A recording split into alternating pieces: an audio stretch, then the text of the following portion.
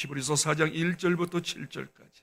그러므로 우리는 두려워할지니 그의 안식에 들어갈 약속이 남아 있을지라도 너희 중에는 혹 이르지 못할 자가 있을까 함이라. 2절 시작. 그들과 같이 우리도 복음 전함을 받은 자이나 들은 바 그 말씀이 그들에게 유익하지 못한 것은 듣는 자가 믿음과 결부시키지 아니함이라.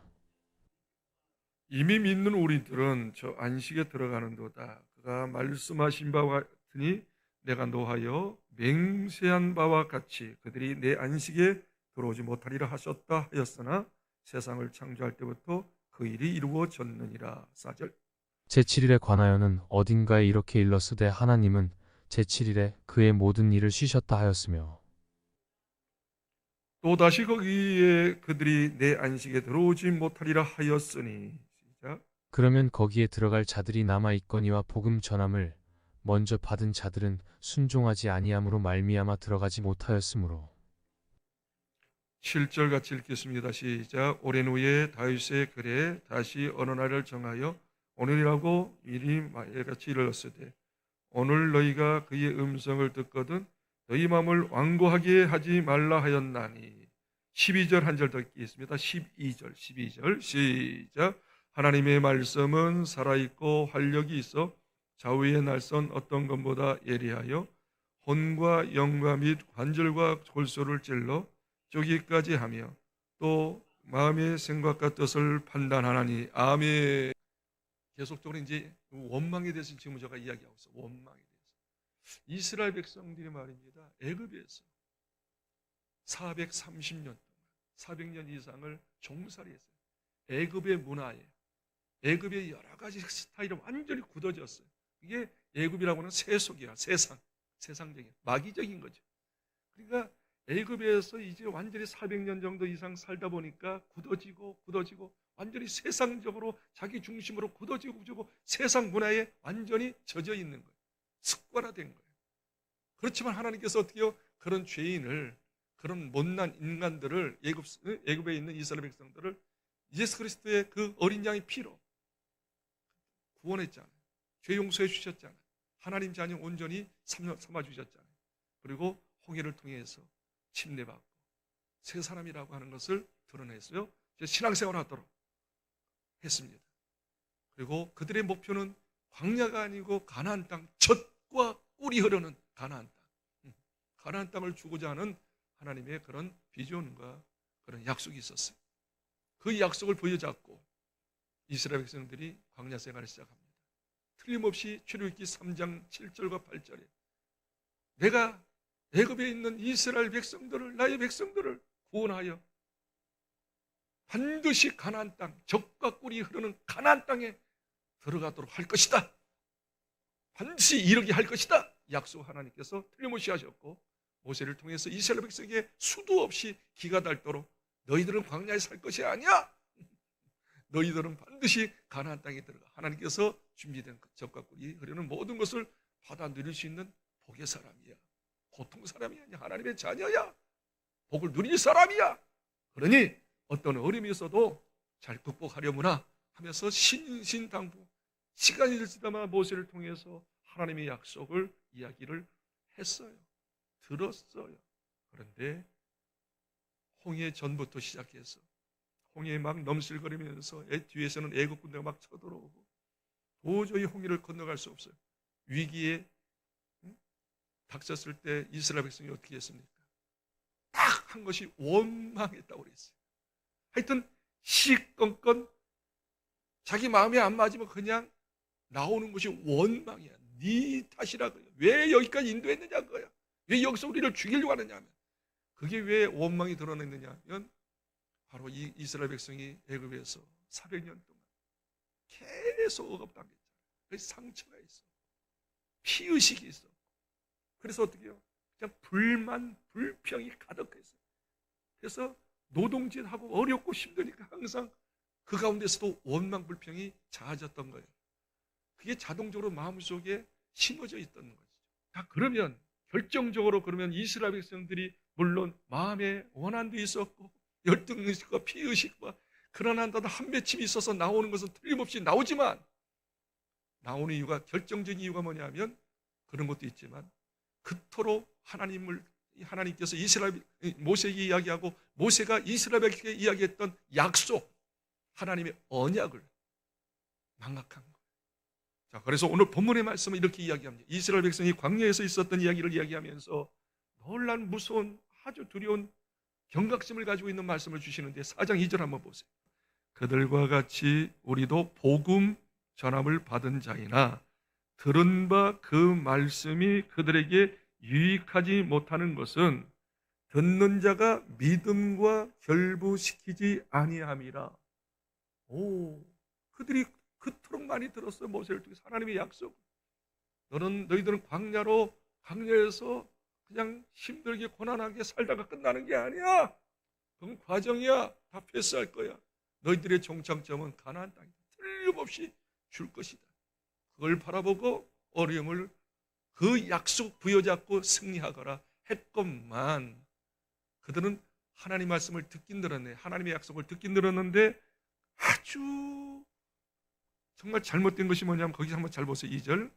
그들이 하나님 말씀을 그렇게 이야기했는데 약속을 그렇게 했는데 유익되지 않았어. 그것이 자기 힘이 되지 못했어. 환경을 이기지 못했어. 왜 그럴까? 왜 문제 속에 빠졌고 원망불평했을까? 하나님 말씀을 듣긴 듣는데 유익하지 못했어. 엄청난 말씀인데 반드시 이루어질 말씀인데 왜 그 말씀이 유익되지 못할까? 그 말씀으로 승리하지 못했을까?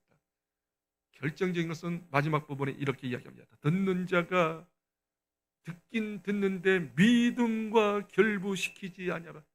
믿음으로 결부시키지 않았다. 믿음으로 받지 않았다. 하나님의 약속을 틀림없이 이루어져 전능하신 하나님 아니냐? 창조주 하나님 아니냐? 생사복을 주장하신 하나님이 아니냐? 그 하나님이 우리에게 주시는 약속은 반드시 틀림없이 온전히 이루어진다라고 가슴을 확 열어놓고 마음을 열어놓고 그 말씀을 내 마로 나의 말씀으로 신비에 새기는 말씀으로 받아들였다면 어떻게 됐을까? 듣긴 들었는데 한 귀로 듣고 한 귀로 흘러버리는 거예요. 마음을 두긴 두었는데 얕은 마음에 둔 거야. 심지에 중심으로 두지 않은 거예요. 그 말씀을 생명 걸고 그 말씀을 사주하고 지키지 않았다는 거예요. 그러면서 쭉 이야기하면 너희들도 마찬가지다 말이야. 현대 성도들도 마찬가지다 말이야. 너희들이 하나님 말씀을 들을 때 한 귀로 듣고 한 귀로 흘러버리는 건성으로 듣지 마라. 데살로니가서에 보면 2장에 보면 그런 말이 13절에 데살로니가 사람들은 어떻게 해요? 하나님 말씀을 들 때 사람의 말로 듣지 않고 하나님의 말씀으로 들음이니 믿는 그 말씀을 믿는 자에게 역사하느니라. 믿는 자에게 역사하느니라. 그래서 7절 한번 보십시오. 오랜 후에 다윗의 글에 다시 어느 날에 정하여 오늘이라고 미리 이같이 일렀으되 오늘 너희가 그의 음성을 듣거든 너희 마음을 뭐 하지 마라? 완고하게 하지 말고 마음을 확 열어놓고 나의 말씀으로 내 말로 온전히 내 마음 중심에 받아들여 그 말씀 부여잡고 그 말씀에 생명 걸어라. 그러면서 12절에 이야기하잖아요. 하나님의 말씀은 살아있고 활력이 있어 좌우에 날선 어떤 것보다 예리하여 혼과 영과 및 관절과 골수로 찌글쫄기까지 하며 또 마음과 생각의 뜻을 하나님 말씀은 뭐한다? 살아있다.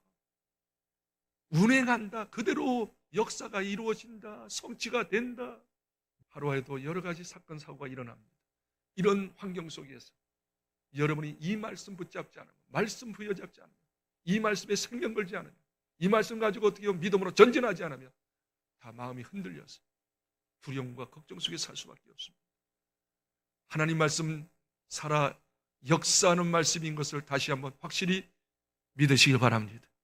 이스라엘 백성들이 원망할 수 있는 주된 원인이 뭐냐면 뭐 상처도 있었고 뭐 쓴뿌리도 있었고 여러 가지 등등도 있었지만 그럼에도 불구하고 가장 문제는 뭐냐면 하나님 말씀을 그렇도록 이야기했건만 믿음으로 결부시키자 안 믿는 거예요. 하나님 말씀.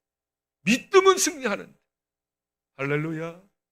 하나님 말씀을 신뢰하시기를 다시 한번 축원합니다. 그러면서 제가 이야기하고 싶은 게 뭐냐 하면 왜 우리들이 말입니다, 진짜 그렇게 교회를 오래 다니는데 변화가 안 되는가? 왜 믿음으로서 그렇게 살지 못하는가? 조금만 문제가 있으면 어쩔 줄 모르고 말이야 인본주의 쓰는가? 내 성경에서 다시 한번 조명해 봤어요.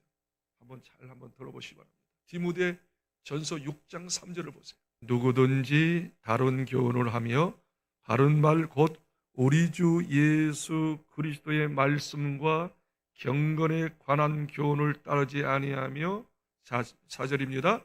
그는 교만하여 아무것도 알지 못하고 변론과 언쟁을 좋아하는 자니 이로써 투기와 분쟁과 악한 생각이 나며 마음이 부파여지고 진리를 잃어버려 경건의 이익의 방도로 생각하는 자들의 다툼이 일어나느니라. 아멘. 여기 중요한 말씀 3절을 다시 보시면 누구든지 다른 교훈을 하며 바른 말 곧 우리 주 예수 그리스도의 말씀과 경건에 관한 교훈을 따르지 아니하면, 이 말씀을 한번 여러분에게 적용시켜 보세요. 우리가 솔직히 이렇게 이제 많은 분들에게 만나서 이야기해 보면, 특히 또 목사님들이나 성도들을 만나서 이야기해 보면 세상 지식은 너무 탁월한 거야. 참 말씀은 어떻게 그렇게 많이 아십니까? 정치적인 거, 또 경제적인 거, 그 다음에 어떤 건강적인 거, 어떤 철학적인 거 너무너무 많이 알아요. 근데 그 말씀은요, 우리를 살리지 못해요. 그 말씀은 진리가 아니에요. 인간의 지식이에요. 그것도 우리에게 유익은 됩니다. 요즘에 인문학이라고 해서 굉장히 우리에게 도움이 많이 돼요. 그걸 우리가 배격할 필요는 없어요. 참조는 해야 합니다. 그러나 우리를 살릴 수 있는, 근본적으로 우리를 변화시킬 수 있는 말씀은 예수 그리스도의 말씀입니다. 성경입니다. 그래서 저는 3절의 말씀을 여러분 정말 삶 속에서 그대로 적용해. 다시 보세요. 누구든지 직분자를 초월해서 누구든지 예수 믿는 사람들 누구든지 다른 교훈을 하며, 다른 교훈을 할 필요 없어요. 그러면 바른 말 곧 우리 주 예수 그리스도의 말씀, 예수님께서 주신 말씀, 약속의 말씀과 경건에 관한 교훈, 경건이라고 해서 어떤 기도하는 것이겠죠. 말씀 붙잡고 기도하는, 말씀대로 사는 것이죠. 교훈을 따르지 아니하면 다른 거 없다는 거예요. 다른 교훈에 끌리지 마라. 예수님이 우리에게 주신 약속, 하나님의 약속을 부여잡아라. 그대로 따르라. 그렇지 아니하면, 잘 보세요. 그렇지 않으니까, 말씀 붙잡지 않으니까. 히브리서 4장 2절에 아까 이야기했잖아요. 그토록 하나님께서 약속했건만, 말씀했건만, 복음을 증거했건만, 기쁜 소식을 주었건만 믿음으로 결합되지 않았어요. 믿음으로 부합되지 않았어요. 믿음으로 받지 않았어. 그냥 건소로 그러니까. 그리고 자기 생각으로, 자기 쓴뿌리로, 자기 감정으로, 자기 생각으로, 자기 지식으로 폭발하는 거, 원망하는 거지. 결국 다 치멸하고 멸망하지 않았습니까? 그래서 결국 예수 그리스도의 말씀 부여잡지 않으면, 생명 걸고 그 말씀 믿지 않으면, 따르지 않으면, 4절을 보세요. 그는 교만해요. 교만이 뭐예요? 하나님 말씀 없으니까. 하나님 안 믿으니까 누구 믿는 거예요? 자기 믿는 거예요. 자기 생각 믿는 거예요. 자기 주장이 옳다 그거예요.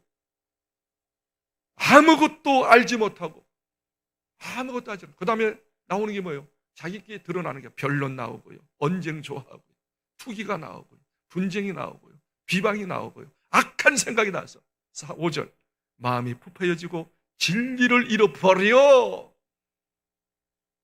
하나님 말씀을 망각해버리는 거예요. 없애버리는 거예요. 경건을 이익의 방도로 생각하는 자들은 다툼이 일어나니, 결국 이스라엘 백성이 순간순간마다 일일이 때마다 원망불평이 나온 이유는 그토록 말씀을 많이 모세를 통해서 주었건만, 들게 하였건만 그 말씀을 마음 깊이 새기지 않고 망각하고, 말씀이 없으니까 자기가 나오는 거예요.